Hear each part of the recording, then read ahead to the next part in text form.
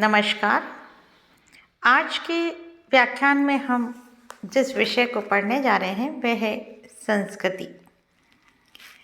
संस्कृति हमारे लिए एक बहुत ही महत्वपूर्ण है, क्योंकि मानव और पशु को एक दूसरे से पृथक करने में संस्कृति का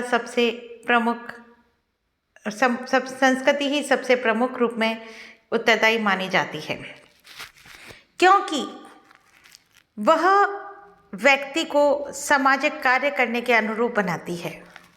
मानव जब जन्म लेता है तो वह पूर्णतः संस्कृति विहीन होता है।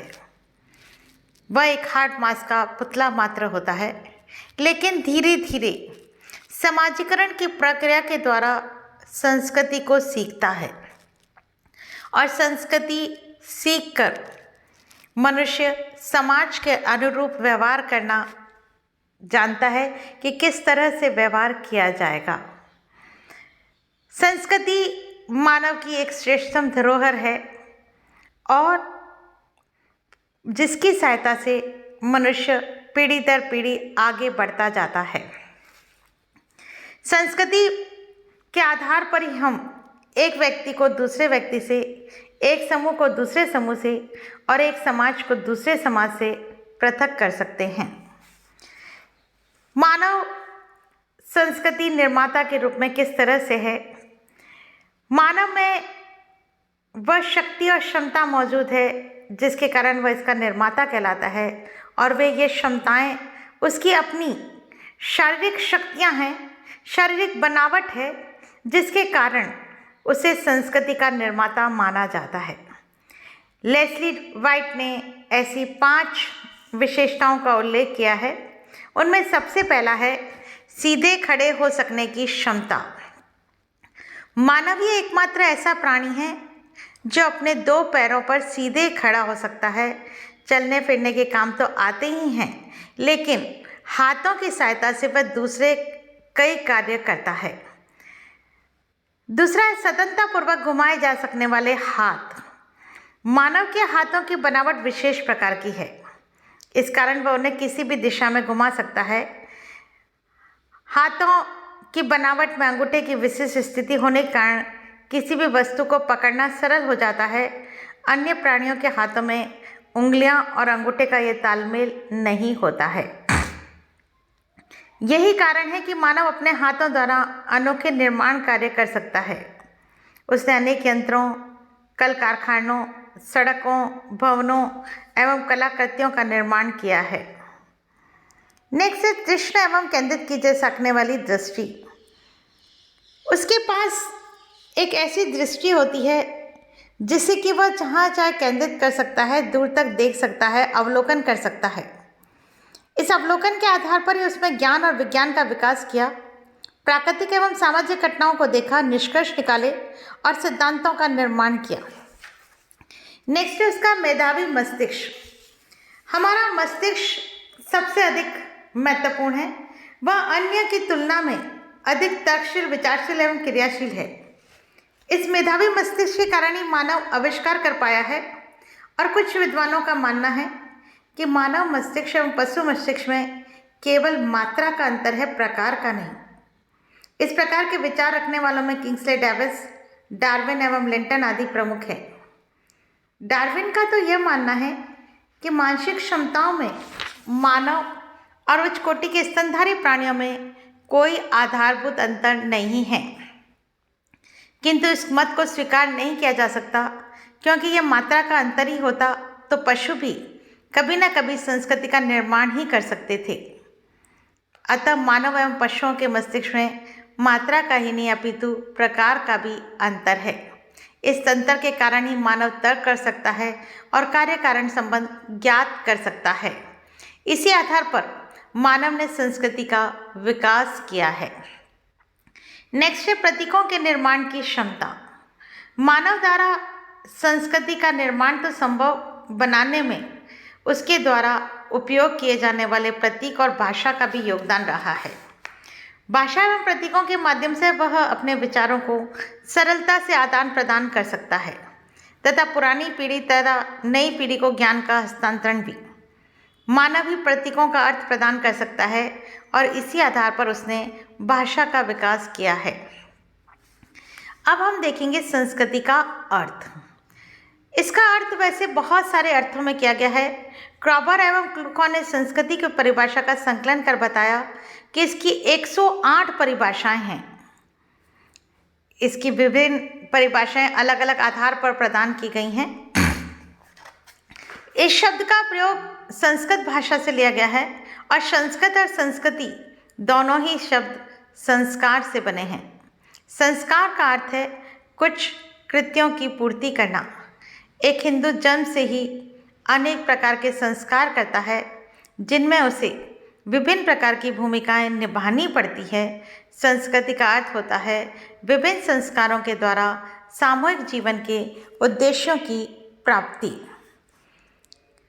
संस्कृति का जो नीतिशास्त्रीय अर्थ है उसके आधार पर नैतिकता, सच्चाई, ईमानदारी, आदर्श, नियमों एवं सद्गुणों से है और इसका संबंध सत्यम, शिवम, सुंदरम से है।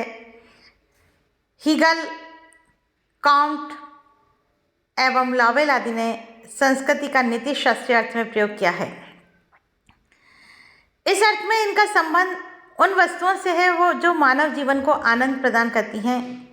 नीतिशास्त्र में संस्कृति शब्द का प्रयोग धार्मिक एवं नैतिक गुणों से युक्त आचरण के लिए किया जाता है। संस्कृति का जो ऐतिहासिक अर्थ है, ऐतिहासिक अर्थ के रूप में संस्कृति शब्द का प्रयोग मानव समाज एवं समूह की उन्नत अवस्था के लिए करते हैं। मानव ने प्राचीन काल से ही अपनी उन्नति एवं प्रगति के लिए प्रयास किए हैं और जिसके फलस्वरूप अनेक उपलब्धियां हासिल हुई हैं और वह उपलब्धियां इतिहासकार संस्कृति की श्रेणी में रखते हैं।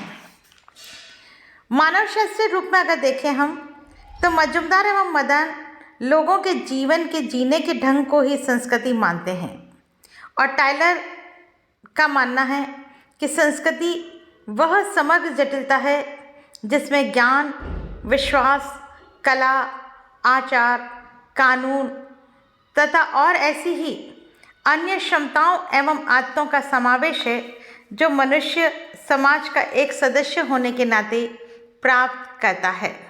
टाइलर की इस परिभाषा से जो स्पष्ट हो रहा है वह यह कि संस्कृति सामाजिक विरासत है, समाज द्वारा मानव को दिया हुआ उपहार है और इस तरह से इसकी व्याख्या करते हुए मेलानोव्स्की कहते हैं कि सामाजिक विरासत को हम भौतिक, अभौतिक, मूर्त, अमूर्त भागों में बांट सकते हैं। दूसरे शब्दों में हम ये कह सकते हैं कि संस्कृति जीवन की संपूर्ण विधि है तथा मानसिक, सामाजिक एवं भौतिक साधन है जिसमें कि जीवन की वह विधि बनी हुई है। हस्कोविच संस्कृति को पर्यावरण का मानव निर्मित भाग कहते हैं। इस परिभाषा से क्या स्पष्ट हो रहा है? पर्यावरण दो प्रकार का है, एक प्राकृतिक जो कि ईश्वर द्वारा दिया गया है और दूसरा मनुष्य के द्वारा बनाया गया है। ये सारी भौतिक और अभौतिक वस्तुएं जो मानव निर्मित हैं जैसे टेबल, कुर्सी, कपड़ा, विज्ञान, दर्शन, धर्म, प्रथाएं आदि। हॉबल के अनुसार संस्कृति सीखे हुए व्यवहार प्रतिमानों का कुल योग है जो किसी समाज के सदस्यों की विशेषता है जो प्राणी शास्त्रीय विरासत का परिणाम नहीं है। इसका मतलब क्या हुआ कि संस्कृति क्या है? सीखी जा रही है, हमारे विरासत के रूप में हमें प्राप्त नहीं होती। जिस तरह से हमें शारीरिक अंग प्राप्त हो रहे हैं वैसे हमें संस्कृति प्राप्त नहीं होती।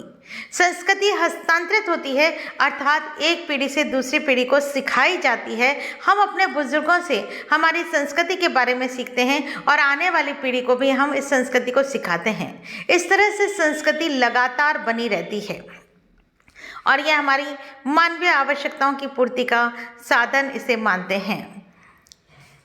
डॉक्टर दुबे के अनुसार सीखे हुए व्यवहार प्रकारों की उस समग्रता को जो किसी समूह को विशिष्टता प्रदान करती है संस्कृति की संज्ञा दी जा सकती है। दूसरे शब्दों में किसी समूह के ऐतिहासिक विकास में जीवन यापन के जो विशिष्ट स्वरूप विकसित हो जाते हैं वे ही उस समूह की संस्कृति कहलाते हैं। अब हम देखेंगे संस्कृति का समाजशास्त्रीय अर्थ। संस्कृति को हम समाज की धरोहर या विरासत के रूप में देखते हैं और समाज द्वारा निर्मित भौतिक एवं अभौतिक दोनों पक्षों को संस्कृति में सम्मिलित करते हैं। रॉबर्ट बिरस्टेड लिखते हैं कि संस्कृति वह संपूर्ण जटिलता है जिसमें वे सभी वस्तुएं सम्मिलित है जिन पर हम विचार करते हैं, कार्य करते हैं और समाज के सदस्य होने के नाते अपने पास रखते हैं। जो बिरस्टेड कह रहे हैं वह क्या कह रहे हैं कि ये संपूर्ण समाज की जटिलताओं के रूप में हमें दिखाई देती हैं। वे सारी चीज़ें इसमें सम्मिलित हैं, चाहे वो भौतिक हो चाहे अभौतिक हो। हमारा विचार करने का तरीका भी हमारी संस्कृति से प्रभावित होता है। वे पुनः लिखते हैं कि हम जीवन जीने, कार्य करने, विचार करने के उन सभी तरीकों को सम्मिलित करते हैं जो एक पीढ़ी से दूसरी पीढ़ी को हस्तांतरित होते हैं और समाज के स्वीकृत अंग बन चुके हैं।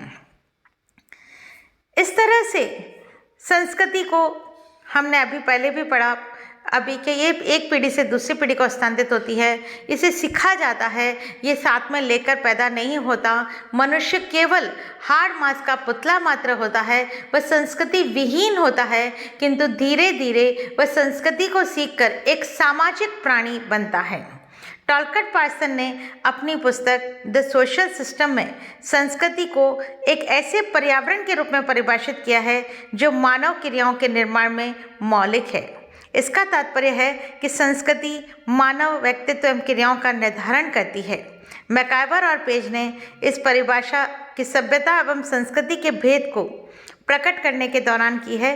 वे लिखते हैं, यह अर्थात संस्कृति मूल्यों, शैलियों, भावात्मक लगावों, बौद्धिक अभियानों का संसार है। इसलिए संस्कृति सभ्यता का प्रतिवाद है।